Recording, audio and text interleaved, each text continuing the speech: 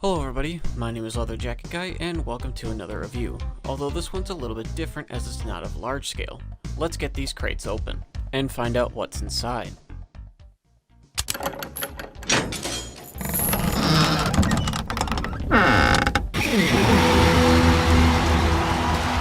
Inside this first box, we have 5 reefer cars. One's a 3-pack, the other 2 are separate, and some additional cars that I ordered as well, but this review isn't about them. Although if you are curious, one of them is a 44 double-door Challenger paint scheme box car, and the other one is a 50-foot plug-door, 50-foot box car in British Columbia Railways. Let's move on to the second box.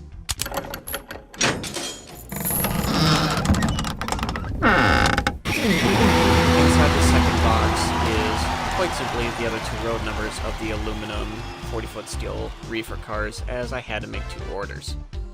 So here's what all 7 of them look like together, and I must say it is rather impressive, and I do kind of like Athearn's new box. It may be simpler than the old one and not as eye-catching, but there's a bit of almost blue box nostalgia to it. First, we'll be taking a look at the aluminum reefers, as those are the ones that I was most excited for, and the only one that I bought all 4 road numbers for. And we're going to specifically be taking this one right here. Now let's actually get this car out of its box, and I'm only going to be taking one out of its box on camera, as well every single reefer car is the exact same to get it out of its box. And of course we have the usual flyer and stuff, and the instructions, or I guess part sheet, spec sheet, whatever you want to call it. Actually, remarkably simple design. Now let's actually have a look at the car. And taking off the plastic sheet, of course it has this little other plastic sheet of it. And for initial impression, looks very good. Kind of worry about getting fingerprints on it, but just have a look at this thing. Get that out of the way. Have a look at this thing. It is absolutely astonishing and way better than the previous run of these cars. The roof detail is quite nice. Unfortunately, those little hatches do not open. I thought they would, so you could have a empty reefer car, but they don't. Even though you can see that there are little gaps there that make them look like they're open. Here's the end of the car, PFE plus the number. 2 logos are quite nice, and actually, all this stuff on the side is readable. Even if it doesn't quite want to focus, it is all readable, which is absolutely astonishing, since most modelers, and most of the time when the train's going around your track, you're not going to be reading this anyway, even if it's sitting at a station, and yes, that tiny little print there is readable. Again, absolutely astonishing.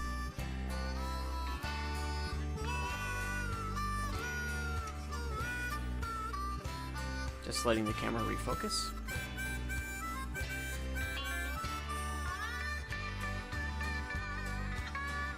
And let's move on to the standard PFE scheme cars.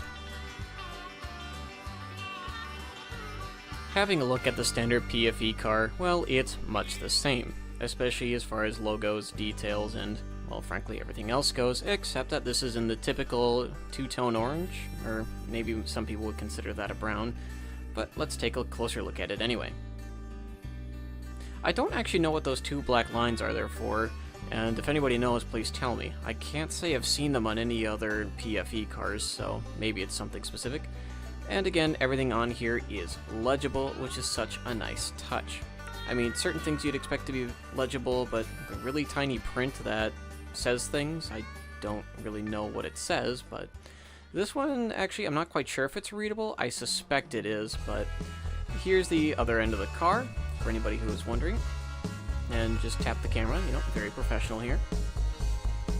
Other side of the car, well, again, much the same. Pretty much everything's legible, with that tiny little bit in the bottom, which may or may not be legible. I don't actually know.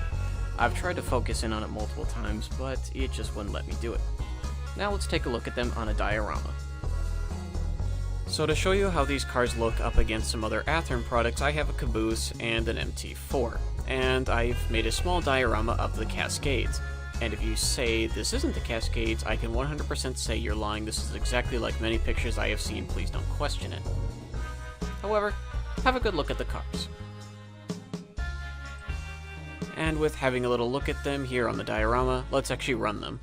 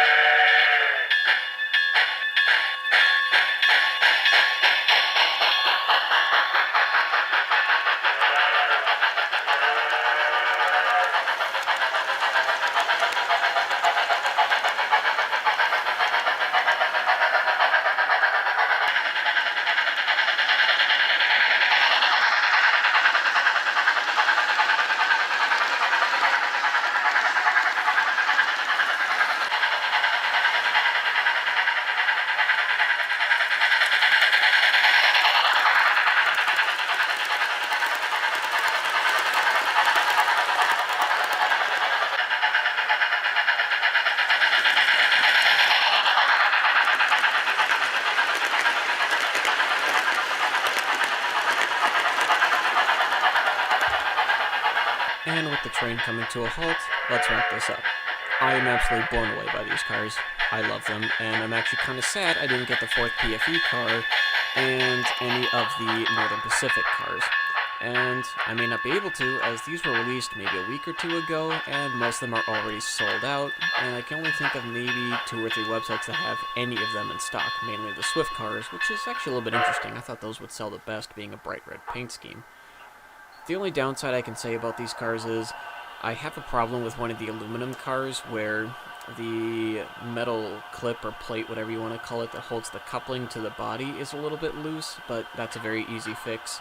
And other than that, I have not experienced any problems with them, and they've gone around the layout close to probably 50 to 100 times with hooked up behind an MT4.